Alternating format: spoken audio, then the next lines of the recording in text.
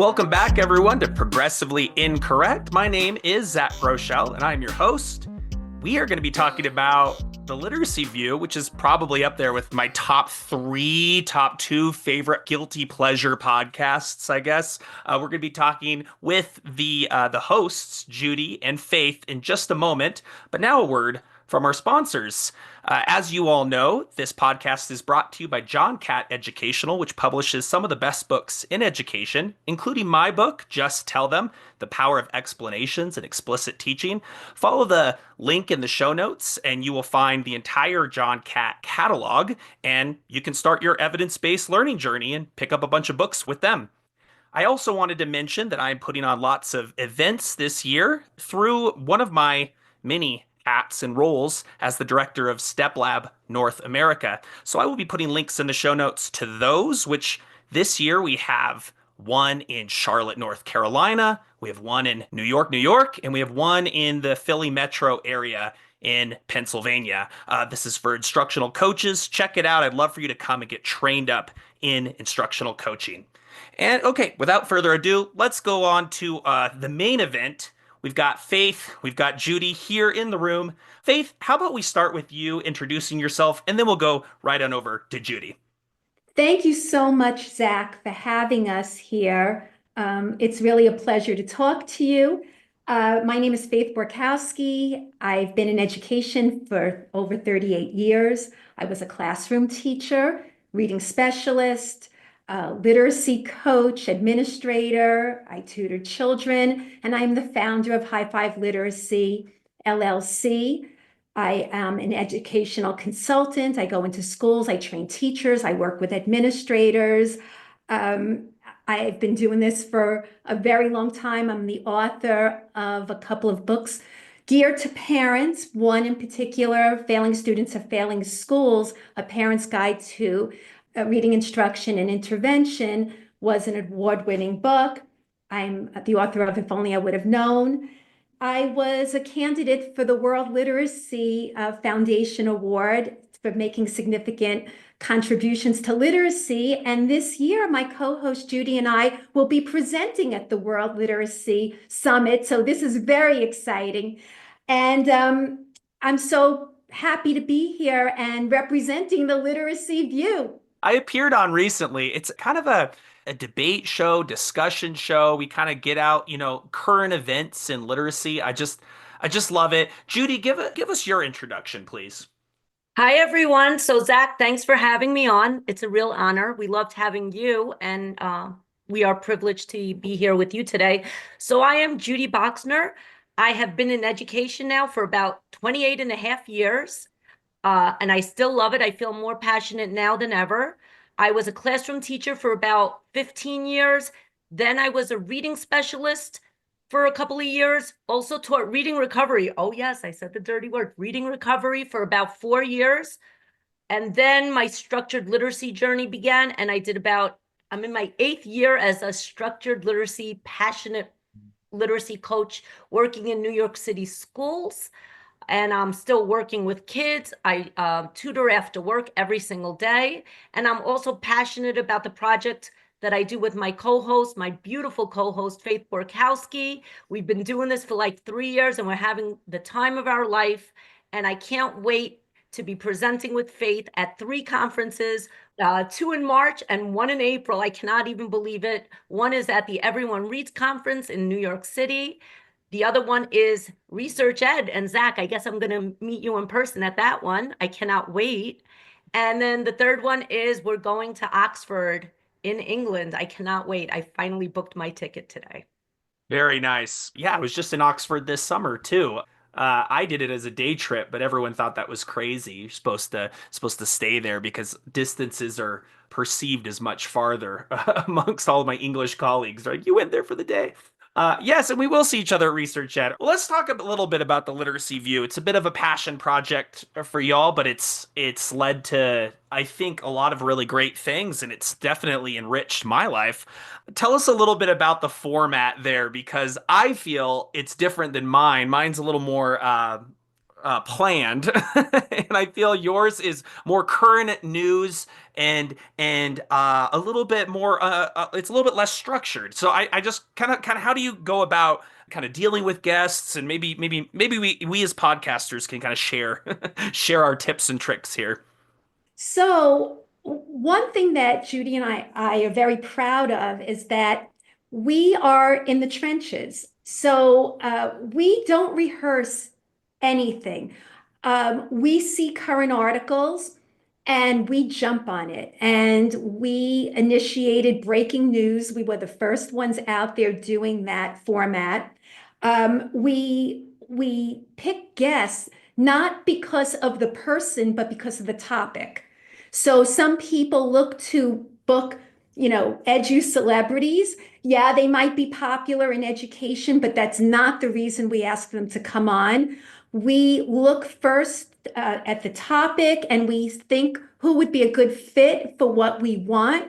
Zach, when we asked you to come on, we really wanted some conversation that was lively, energetic, and a little edgy. And I think that's who we are out there as a podcast. We like pushing buttons. We even push a BS button. And we have some playful banter, and that's part of the appeal that we don't take ourselves too seriously. We like to have fun, but we are very serious about what we do. So even though we have a good time, we are serious educators, but we try to keep it light. I love it. And that's the thing is that we are, when it comes to literacy, right, these things are so important, right? Like the decisions we make matter. But I love that you can kind of bring breaking news to folks as they're driving to work or they're on the subway or whatever else and just kind of just kind of dip their toes into different topics and immerse themselves in kind of what's going on, what's the state of the science, what's the state of sort of the discussion in the trenches. I love it. Judy, maybe talk to me. Like, what are some of your favorite episodes you've had that come to mind that stick out to you? Is like that was a great conversation. Well, I think one of the things that I love about what Faith and I are doing is we're not afraid to challenge the status quo, and we're not afraid to have guests on that have a different point of view than we have. Like even like Natalie Wetzler was on at one time, and I respect the work that she does, but we went at it a little bit about the five pillars. She said, "Oh, I don't believe in the five pillars," and then we went back and forth and so forth, and that was fun because we are never going to shift that needle if we are afraid to challenge people, if we are afraid to go deeper, if we're afraid to ask questions. Another episode, people thought we were crazy. We had Dr. Sam on. It was people like, oh my God, Dr. Sam, oh my God, how are you going to do it? And you know what? Was it my favorite episode? Probably not. But was it interesting to speak to somebody on the other side and, really go in depth? It was. So I think that I've had a lot. I mean, Zach, I loved having you on too. I'm not going to lie, but we've had so many damn good episodes. Let me think which other ones I've loved. I loved having Tim Shanahan on. He was fantastic. He was so easygoing, and I found out that he's a Swiftie, that he loves Taylor Swift's music. I mean, that was like epic. That was incredible. What other episode? I'm thinking back. I love Nate Joseph. He's a blast and a half. I mean, the guy is brilliant, but yet he's down to earth, super cool, and he breaks down research in a way that, a teacher like me in the field gets it. I mean, there was another episode with this lady, Kathy Rassel from the UK. And whoa, that episode was so meaningful. She talked about how in the UK, instead of focusing so much on programs and buying curriculums, they actually choose a whole bunch of excellent read alouds for every grade, focus on the skills and standards, and get excellent results in the classroom with kids, achieving grade level benchmarks. So it's like fascinating how you learn something new every single day with the Literacy View. And I've loved every minute. Faith, did you have any favorite episodes? I probably missed a million and one. Like you said, we had many people on, and they all have something a little different to offer.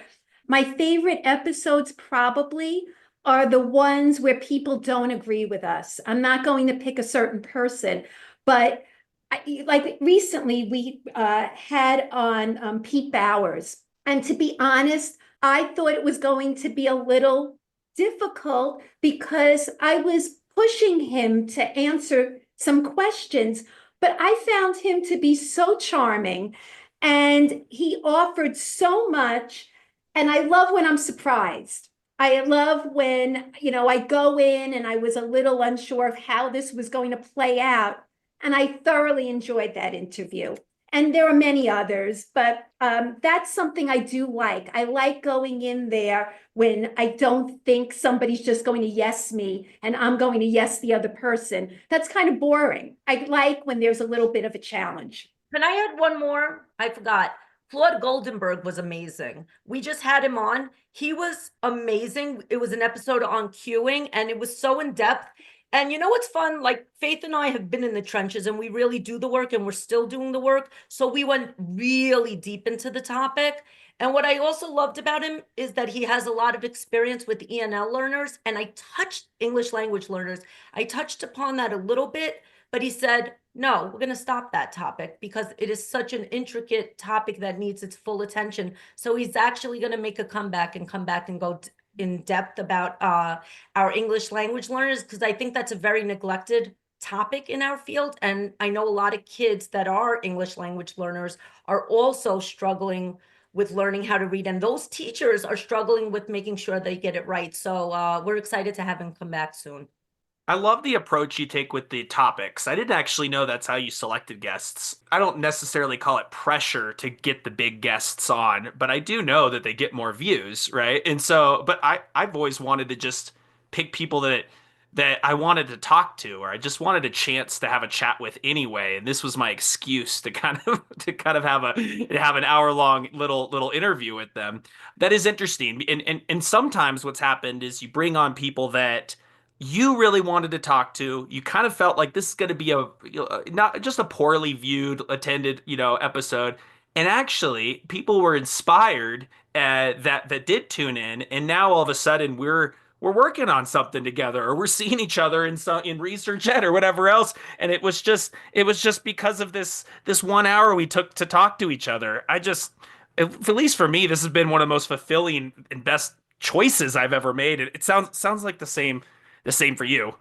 So listeners, please check out the Literacy View. I will be definitely putting some links in the show notes. I kind of wanted to mimic your format a little bit by just kind of doing a little bit more breaking news type of stuff, and even we're going to do a little bit of article stuff. So it's a little bit of a blend of two different types of your episodes. The first one has to do with the NAEP scores, which, if you're not familiar with this, listeners, I've administered this test before in my school, by the way. It's sort of the main, probably most nationwide type of test that we have that we administer to students. It's randomly selected schools, and basically these results come out every year, and it causes a lot of stress online. It's almost like a big American Idol reveal or something every year. I wanted to read what the government's response was real quickly to this year's NAEP results. It said, today's NAEP results reveal a heartbreaking reality for American students and confirm our worst fears. Not only did most students not recover from pandemic-related learning loss, but those students who were the most behind and needed the most support have fallen even further behind. Despite the billions of dollars that the federal government invests in K-12 education annually and the approximately $190 billion in federal pandemic funds, our education system continues to fail students across the nation. Let's go over to you then. Maybe we'll start with Judy. What are your thoughts hearing that and kind of sort of seeing what the response was to this announcement and to these results coming, being spread all over social media? I mean, I'm not surprised. I understand people have high hopes, right? People are implementing change and they want change to happen quickly. But the system has to understand we've had bad habits for a very long time. I have been in the balanced literacy world as a classroom teacher for 15 years. Breaking bad habits is very hard, takes time. There's a learning curve for teachers. There's a learning curve because so many new things are coming down the pipeline, new programs. Implementation science is a whole different story. And the bottom line is change takes time. And also, a lot of those kids that were taking the test, how many years did they get science-aligned education? Was that factored in? I don't know if take it with a grain of salt, but I think we have to take it in a way that we have to be a little bit more patient. We have to stay the course.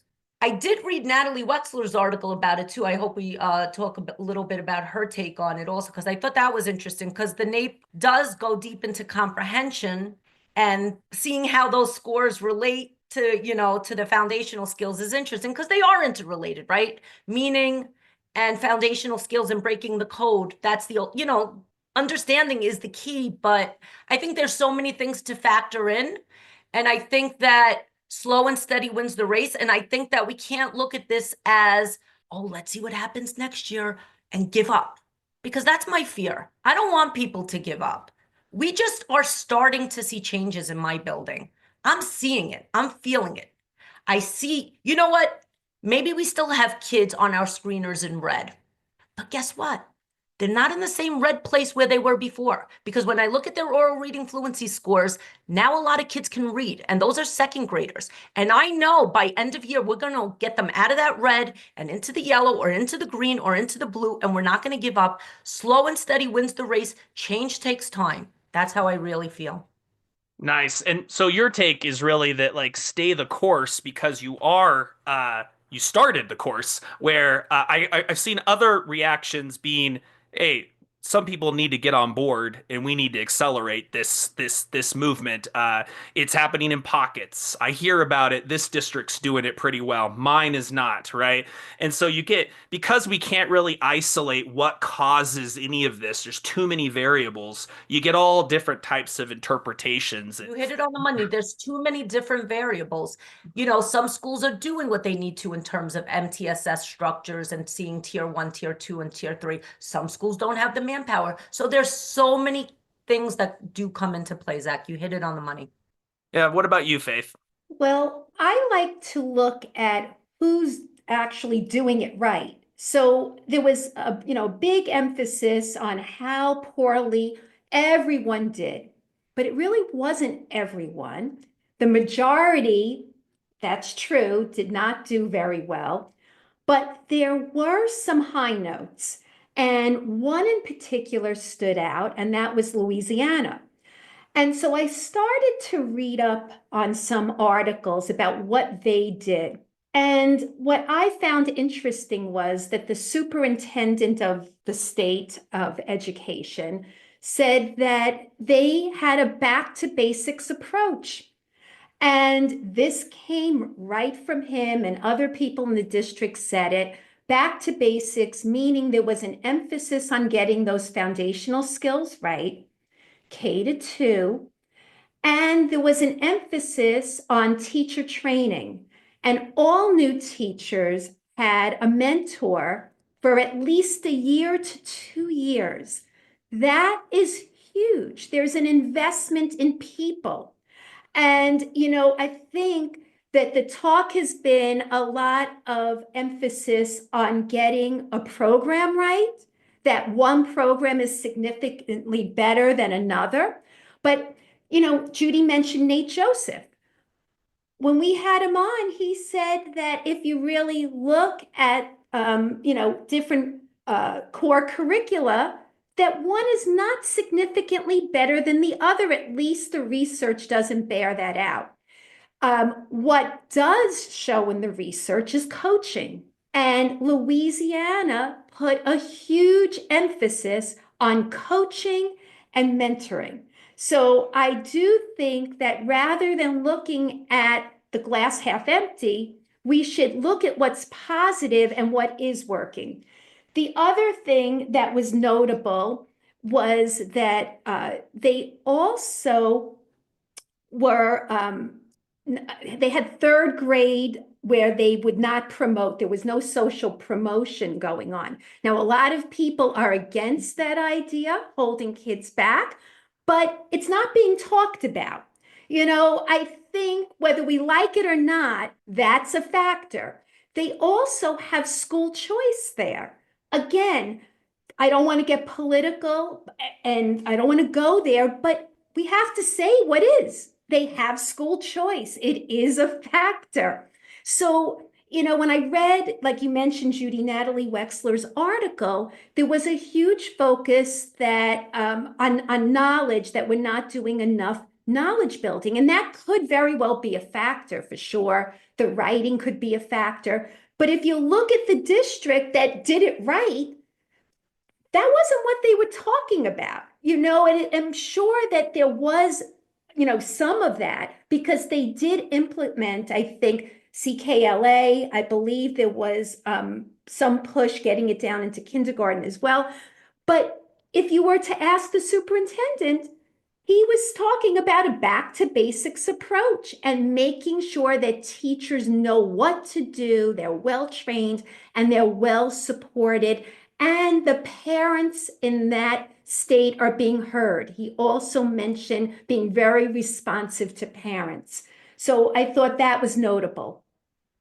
And you mentioned coaching, and I really believe in instructional coaching because I personally benefited from it. I saw myself become a fifth-year teacher in 6 months, right? From having a really great coach who pushed me, who told me to stop doing this and start doing that, and modeled it for me and gave me feedback, right? So I totally believe in it, but I worry. I worry now we're in the kind of in an era of budget cuts, that investing any more money, especially something that is as perhaps as expensive as an investment of coaching, is just not going to happen in some districts. Even though I believe a lot of these other things that cost a lot of money are distractions, and they could be cut, and we could focus purely on instruction and the money we get from all those cuts could be funneled towards more mentoring and coaching.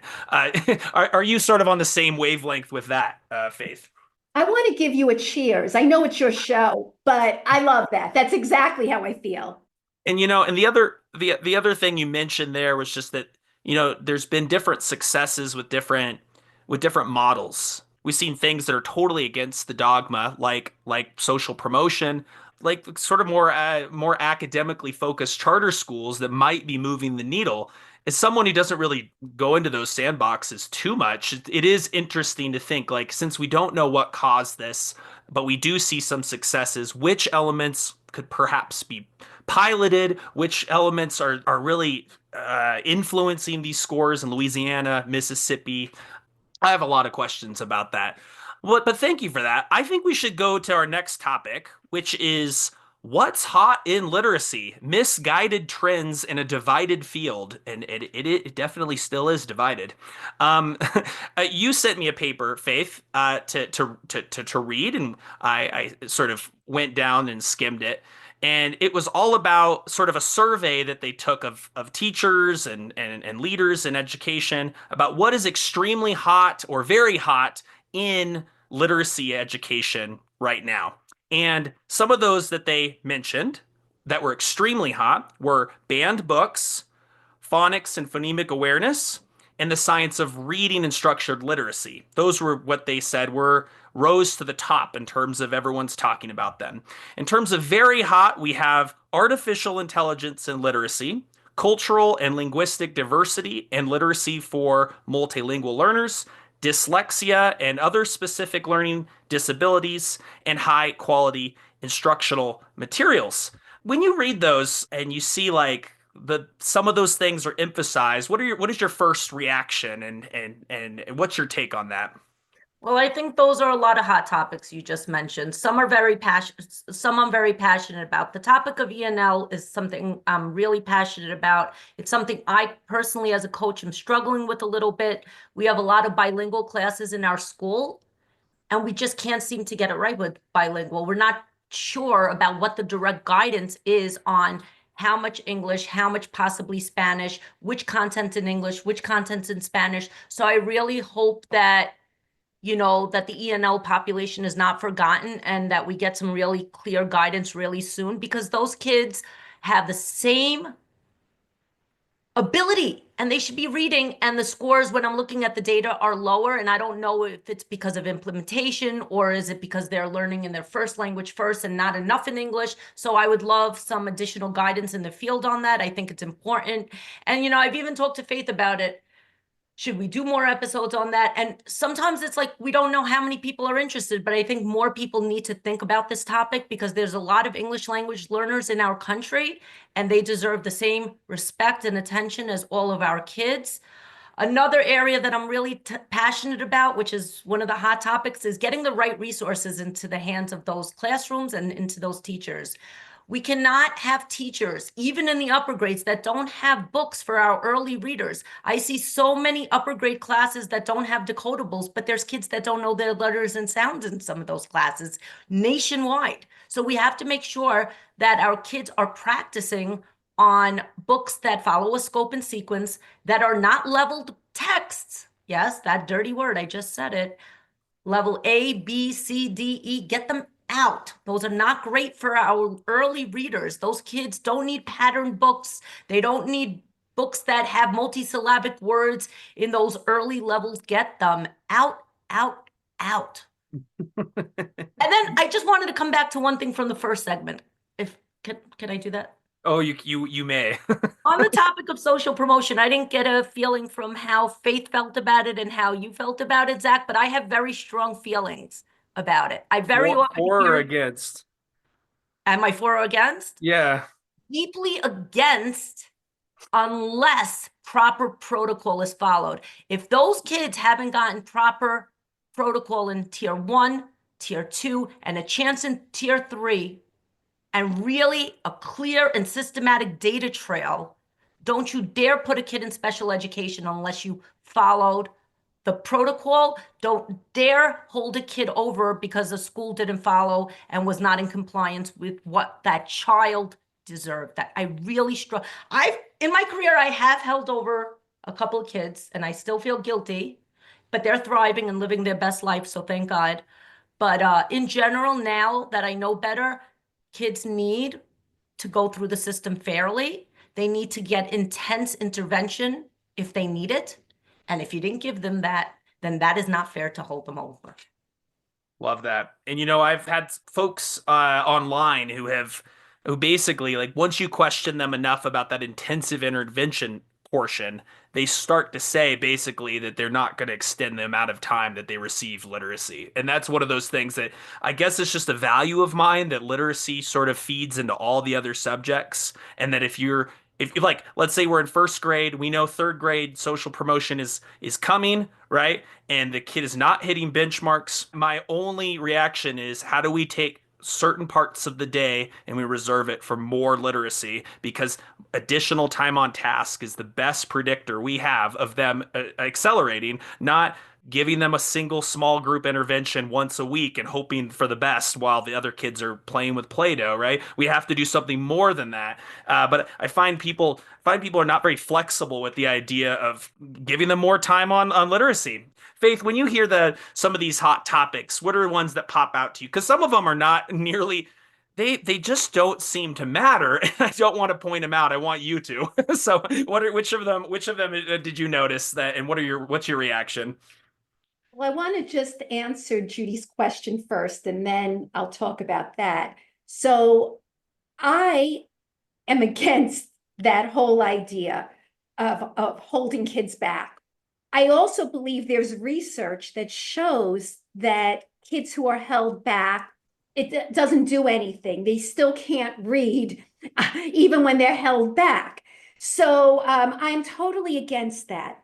However, I am willing to be open to listening to what they are doing in Louisiana. Since they do have it, I would like to know how it's being done. Is it being done, as Judy said, after they've gone through a process? I'm interested to know. School choice is also one of those topics that people get very upset over, but I'm willing to put aside my own feelings about it and listen. And I think that's what we have to do. We can't let our own feelings get in the way.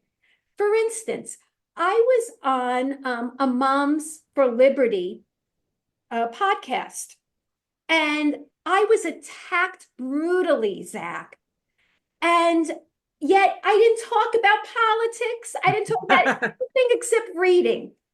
And my feeling was, I feel that all kids deserve to read. And I can push politics aside and talk to different people.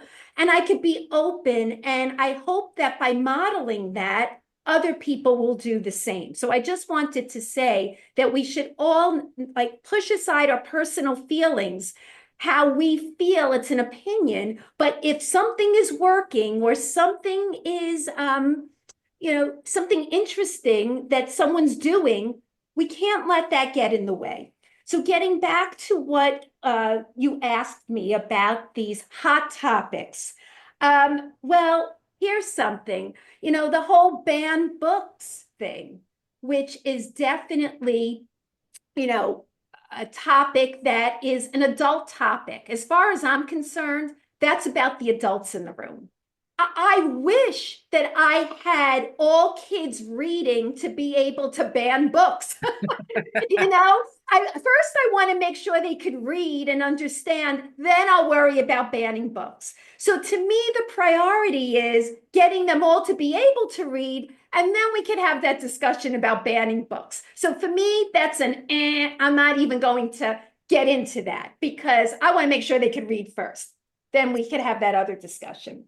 What I do think is notable here is that we can't bury ourselves because AI is here and it's here to stay.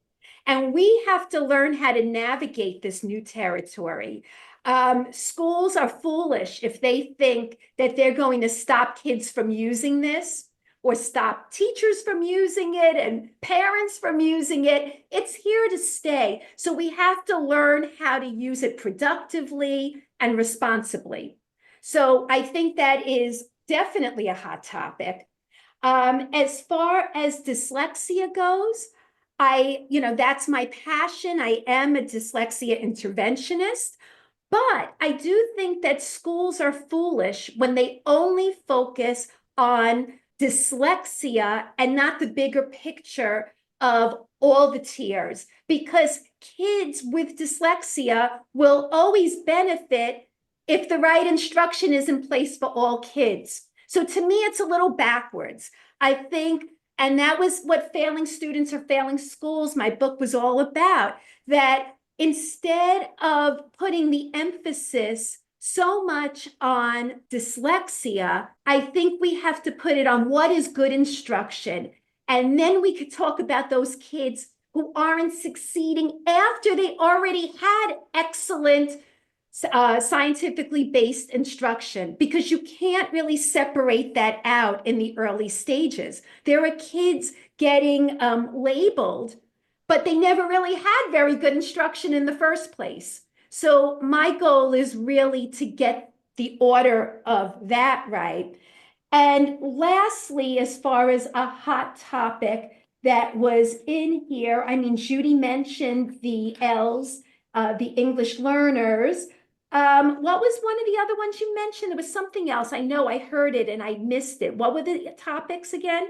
We got high quality instructional materials. We've got, yeah, was that the one you're thinking of? Okay, right. So I'm all about getting really high quality reading into classrooms. But I think that this is becoming, in my mind, like another Lucy Calkins thing, where it's all going to blow up because we're not putting teacher training first, because programs come and go. But the teachers need to make good decisions and leaders need to make good decisions. And it's foolish to think that if we just teacher proof by getting the right program in, that's a mistake because the program doesn't teach kids, teachers do.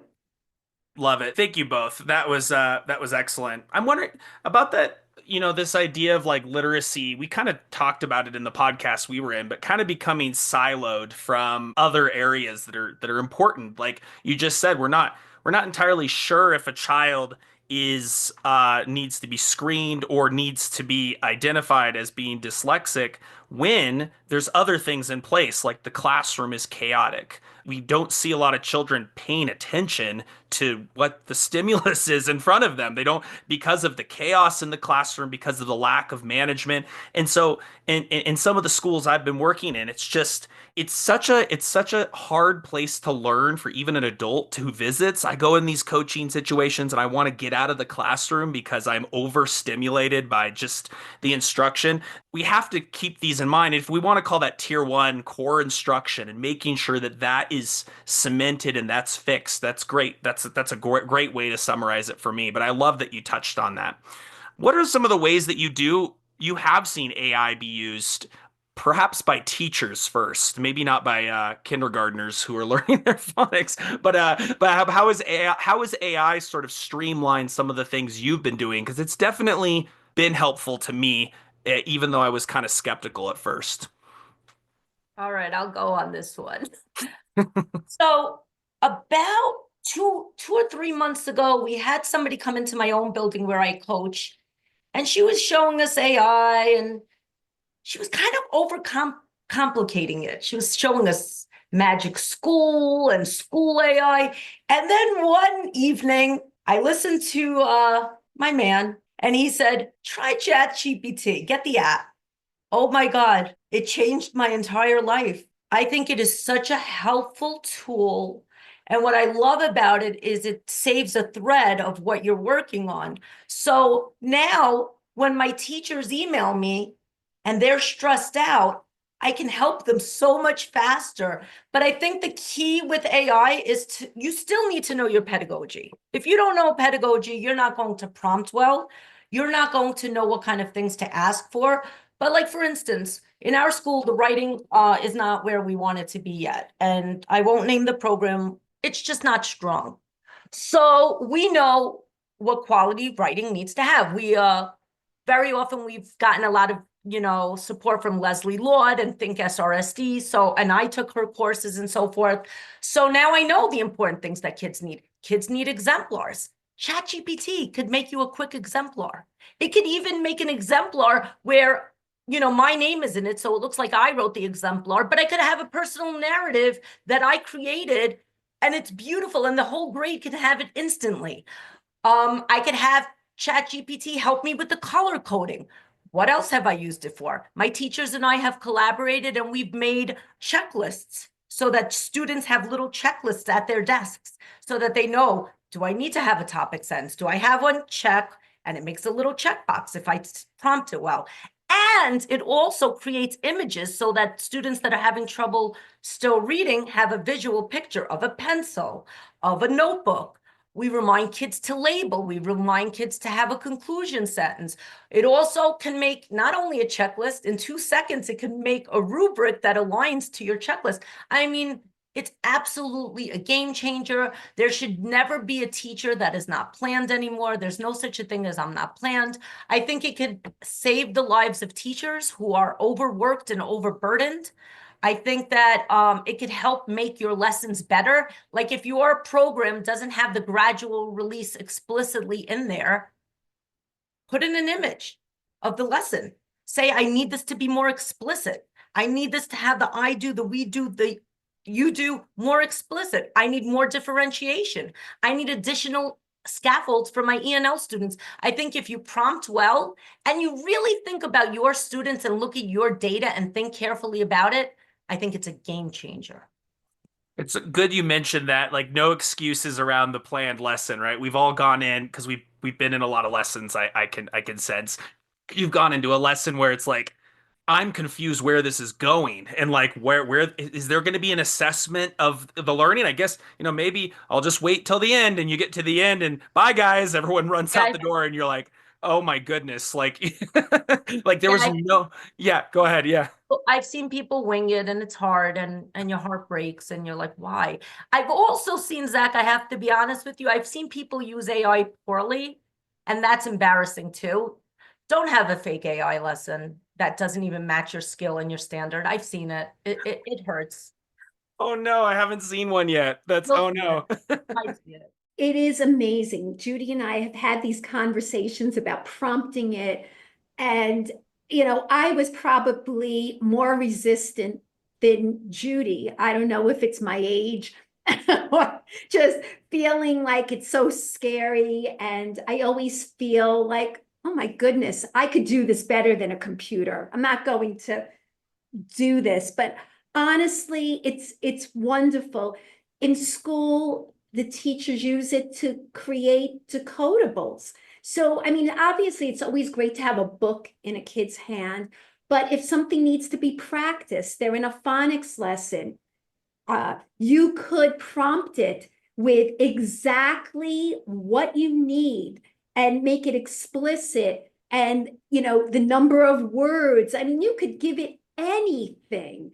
And so there's really no excuse not to have practice opportunities for kids, because you could just easily whip up something, a passage in AI, just to give them a little practice and something, or a review. It really is quite amazing what it can do. You just mentioned like what a thing that took me a lot of time and I dropped the ball was like kind of a repeated reading scheme I would do. I'd put it into folders and I would give everybody a text that they'd have to read 4 times, right? But I would know that we had been working on certain morphemes or certain spelling patterns or certain vocabulary. So I wanted that to be in there to kind of give them a double dosage of it. So I'd be sitting in front of my computer trying to make up this story or this text that would include some of the things we were working on. And now you could just go into ChatGPT, plug those in and say, write a third grade text with this that would be amenable to a 1 minute timing or whatever, right? And it will do it for you, and you can do that for the next 6 weeks, right? You can you can be very productive in about a 15-minute span of time. That's also what I've seen.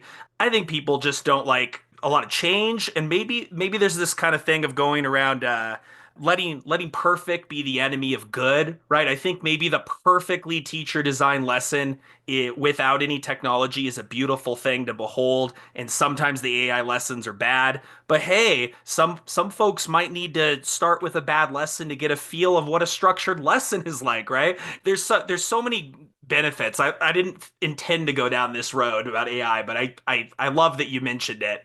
Before we close out, anything else you guys want to say, you want to bring to this audience that's been on your mind? This is sort of the floor is yours. I don't have anything in particular. I think that when I looked over this article, they talked about misguided practices. And one thing they mentioned in here was the whole phonemic awareness and phonics, issue as being a hot topic, and SOR as being a hot topic. But I just want to say that people get things wrong. Even when it's said that it's science, it's supported by science, but a lot of that is not supported by science. And we only learn later that maybe we had it wrong.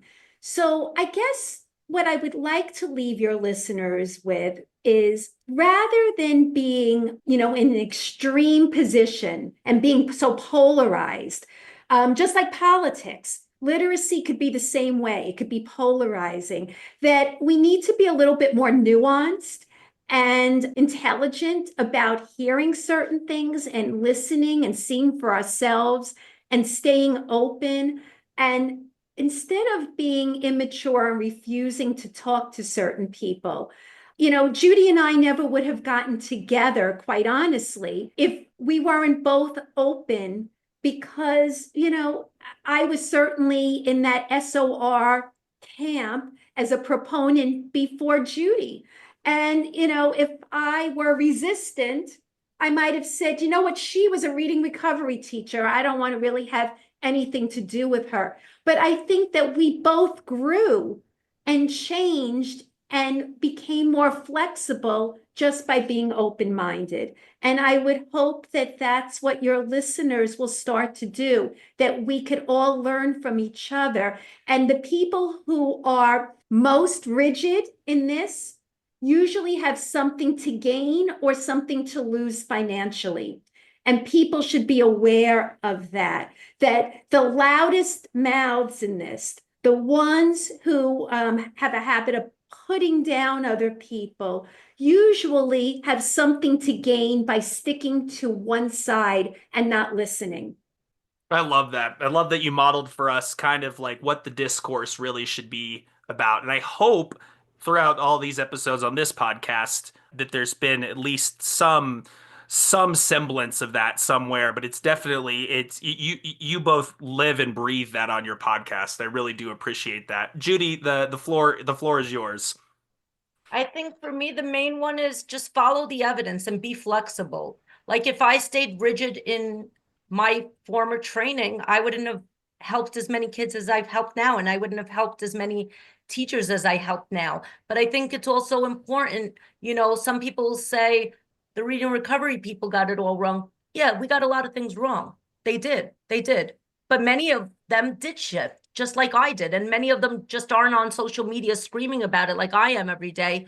But, we know we got teaching kids how to decode wrong. We know that we went too heavy on meaning as the first course of action and didn't give decoding the dignity it deserved. So be flexible, because I see people in the SOR camp saying some things and the evidence has changed and they're not coming out and saying anybody, and nobody's holding people accountable. So, I don't care which camp you're in. I'm not in any camp. I'm in the camp of helping kids, because it's really not about me. It's about, making sure that kids become literate. So stay open-minded, stay flexible, and stay honest. And you know what? If you've done something or some of your research has shown that it's not evidence aligned anymore, get on social media and tell people, hey, this is what we thought before, but now it's changed. It's okay. It doesn't mean you failed. You're irresponsible if you don't step up to the plate and say, you know what, this has to shift. Because kids don't have time to wait for educators to make shifts. When I found out that there was something that needed to shift in terms of my practice and phonemic awareness, it happened instantly. Like 2 days later, we made shifts in the classroom. So I think that's really important. And I think the other really important thing is that there seems to be a knowledge camp and a phonics camp. We're all in the same camp. They're all important. The goal of reading is to understand. And yes, there are kids, as I'm administering the oral reading fluency, there are some kids that now can read the passage and don't understand. So classroom teachers, pay attention to meaning and understanding. It does have value. Many classroom teachers are like, why are we doing this? Why are we doing the read alouds? Why are we doing the knowledge building programs? They are important too. They have a value, but so does the phonics. It all goes hand in hand. And you can't neglect those pieces. We have to make sure we get it right this time. I tell you, Zach is first of all, thank you, Faith. And Zach's a blast. I'm so happy we're getting to know him more. Yes, this was great. And, I have to tell you, Zach, when I wanted to get you on our show, I said to Judy, this guy is excellent. I loved your tweets. I love listening to you, because you're, like a no BS bestie. You know that. You're in our camp, our no BS bestie camp. We just really appreciate you, and thank you for having us. And I'm going to tell you a secret, Zach, about what Faith said about you behind your back. You want to know what it is? I hope it's good. I hope it's good. These were her words. She said, this kid is going far. This kid is going far. I don't mean to insult you by calling you a kid, but next to me, you're a kid. And I did say that. I said, Judy, trust me, this kid is going far. And then all of a sudden you got your promotion and you went on to Step Lab, and I couldn't be more delighted for you. Well, thank you both. I've so enjoyed having you both on the podcast. Listeners, thank you so much for tuning in, and I would appreciate it if you'd spread this around. And I want you to check out the Literacy View and add it to your list of podcasts. It's actually funny that some of us get locked into like 5 because there's so many podcasts, and you don't realize there's other people out there talking about things. So if you haven't given the Literacy View a listen, please do. And without further ado, thank you both so much. Take care.